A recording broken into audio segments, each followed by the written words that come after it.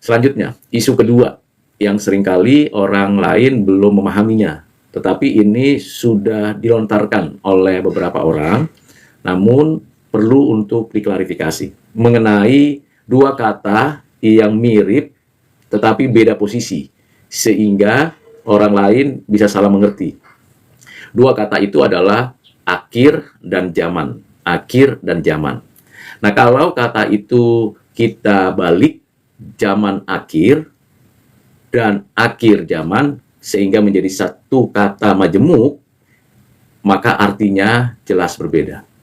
Kalau zaman akhir itu dimulai sejak kedatangan Kristus pertama. Jadi sejak inkarnasi sampai pelayanannya, dan juga berkaitan dengan yang disebut puncak pelayanan, penyaliban, kematian di atas kayu salib, penguburannya, kebangkitannya, kenaikannya. Nah, dalam rentang waktu dari kedatangan Yesus inkarnasi sampai nanti akhir segala sesuatunya, yang disebut akhir zaman, itu yang disebut zaman akhir. Jadi sekarang saya dan saudara ada di zaman akhir. Saya dan saudara ada di zaman akhir. Nah, apa bedanya zaman akhir dengan akhir zaman? Kalau akhir zaman itu kedatangan Kristus kembali, dan ia menyatakan tiga hal sekaligus saat kedatangannya. Yang pertama, kebangkitan. Jadi waktu kedatangan Kristus kembali ada kebangkitan, baik orang percaya maupun orang yang tidak percaya. Yang kedua, orang-orang yang dibangkitkan itu, saudara dan saya dan setiap orang, akan menghadapi suatu pengadilan di mana Tuhan yang mengadili dan menghakimi. Ini yang kedua. Yang ketiga adalah ada keputusan final dari sang hakim. Nah, keputusan final itu berkaitan dengan nasib kekekalan seseorang. Apakah orang tersebut berada di dalam penghukuman kekal selamanya di api neraka, atau orang tersebut berada di dalam kehidupan kekal di langit dan bumi yang baru. Itu keputusan finalnya. Jadi ketika saya dan saudara dan semua manusia berada di zaman akhir, di mana Kristus Tuhan datang kembali, ya, Kristus Tuhan datang kembali, dan di saat itulah, ya, kita berada di dalam momen akhir zaman. Jadi kalau kita mau pahami zaman akhir itu ada durasi yang begitu panjang, sampai sekarang kita berada di zaman akhir. Dan kalau akhir zaman, momen di mana Kristus datang kembali. Nah, tentunya ada orang yang bertanya, kapan Yesus datang kembali? Alkitab memberikan kepada kita penjelasan yang detail tentang tanda-tanda kedatangan Tuhan kembali. Alkitab memberikan kepada kita konteks kondisi di mana itu menunjuk kepada akan segera Tuhan datang kembali. Tetapi Alkitab tidak memberikan informasi, data, penjelasan mengenai hari, tanggal, bulan, tahun. Tidak dijelaskan di sana. Ada orang yang mencobai Tuhan dengan bertanya tentang hal tersebut. Harinya kapan, tanggal berapa, bulan berapa, tahun berapa. Maka jawaban Tuhan Yesus, aku tidak tahu, hanya Bapa yang tahu. Apa artinya?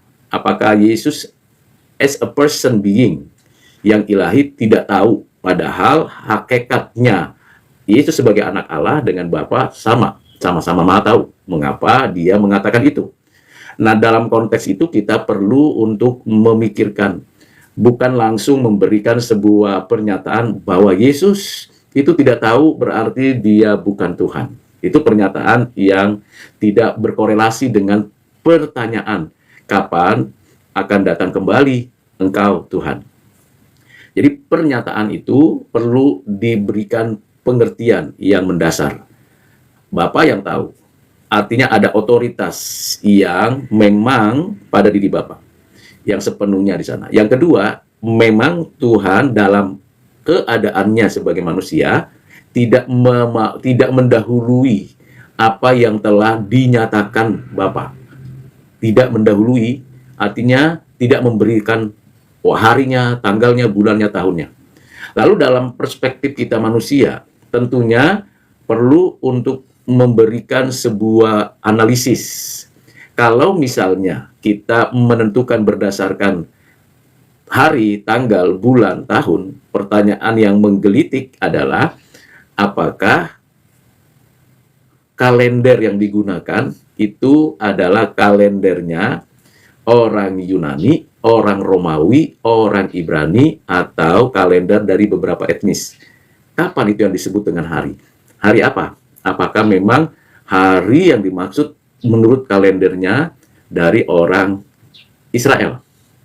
Bulannya, tahunnya, tanggalnya. Kalau kita memperhatikan dalam perjanjian lama dan perjanjian baru, kita bisa melihat rujukannya di kalender orang Ibrani atau Israel. Misalnya ada bulan Abib, ya, ada bulan Abib, tahun yang keberapa, hari keberapa. Nah, itu ada ketentuannya.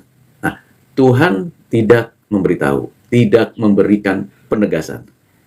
Waktunya akan tiba, tapi kapan harinya, tanggalnya, bulannya, tahunnya tidak diberitahu. Itu hal yang perlu dimengerti dengan baik. Tetapi bagaimana kita menyikapinya? Tentu kalau zaman akhir saat ini dan akhir zaman, ada tanda-tanda yang sudah dinyatakan di dalam Alkitab. Selain ada gempa bumi dan segala tanda-tanda alam, entah itu kekeringan, entah itu banjir, entah itu gunung meletus, yang berkaitan dengan tanda-tanda zaman melalui kondisi alam, itu sudah terlihat dari zaman ke zaman. Yang kedua, tanda peperangan itu sudah berlangsung bahkan sampai sekarang. Itu terus berlangsung sampai kedatangan Tuhan kembali. Entah secara skala lokal atau skala global. Yang pasti akan ada terus peperangan. Yang ketiga, penderitaan. Makin lama makin bertambah penderitaan. Sekalipun saat yang sama, makin bertambah tingkat pengetahuan dan kemajuan teknologi, bahkan sebuah gaya hidup yang lebih baik. Tetapi penderitaan masih terus terjadi.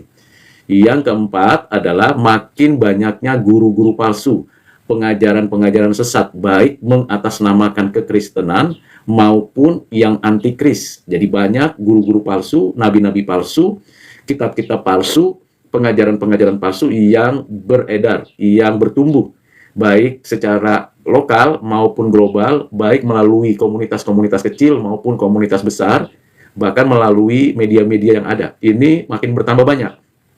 Sekarang saja sudah lebih dari 4.000 keagamaan kepercayaan di seluruh dunia dengan pengikutnya yang beragam.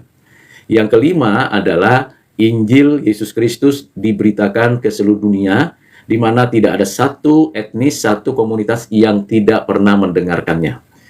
Jadi dengan 5 tanda ini, maka ini akan berlangsung sepanjang masa zaman akhir. Nah, pada waktu nanti akhir zaman, berhenti semuanya. Yang ada tinggal 3 hal tadi, yaitu kebangkitan, kemudian penghakiman, dan kemudian keputusan final. Nah, bagi saudara yang bisa memahami ini, itu berarti saudara dan saya menikmati anugerah Tuhan. Itu isu yang kedua yang saya sampaikan mengenai istilah zaman akhir dan akhir zaman.